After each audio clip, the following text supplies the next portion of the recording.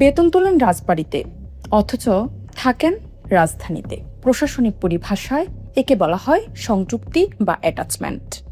এই অদ্ভুত নিয়মের বেড়াজালে পড়ে রাজবাড়ির স্বাস্থ্যসেবা এখন মুমূর্ষু অবস্থায়। জেলার সিংহভাগ স্বাস্থ্যকেন্দ্রে চিকিৎসক নেই, আর যারা আছেন তারাও ব্যস্ত দাপ্তরিক কাজে।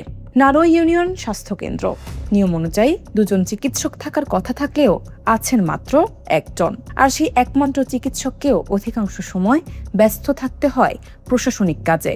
ফলে চিকিৎসা সেবা এখানে এখন কেবলই স্মৃতি। রাজবাড়ীর 5টি উপজেলার 165টি পদের বিপরীতে কর্মরত আছেন মাত্র 105 জন চিকিৎসক।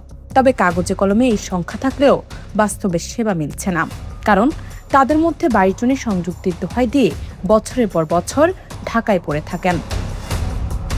অভিযোগ উঠেছে, রাজনৈতিক প্রভাব খাটিয়ে সোনার হরিণ খ্যাত এই বদলি বাগিয়ে নিয়েছেন প্রভাবশালী চিকিৎসকরা। ফলে জেলার 24টি ইউনিয়ন স্বাস্থ্যকেন্দ্রের 19টি এখন চিকিৎসক শূন্য। রবিবারে আশা করি সংযুক্তি সব সার্চ করবো, চেক করে ডাক্তার শুরু করবো। প্রান্তিক পর্যায়ে ডাক্তার না থাকায় রোগীরা ভিড় করেছেন উপজেলা হাসপাতালে। সেখানেও ঘন্টার পর ঘন্টা লাইনে দাঁড়িয়ে মিলছে না কাঙ্ক্ষিত সেবা। চিকিৎসকরা বলছেন, পদগুলো খালি না থাকায় নতুন নিয়োগও দেওয়া হচ্ছে না।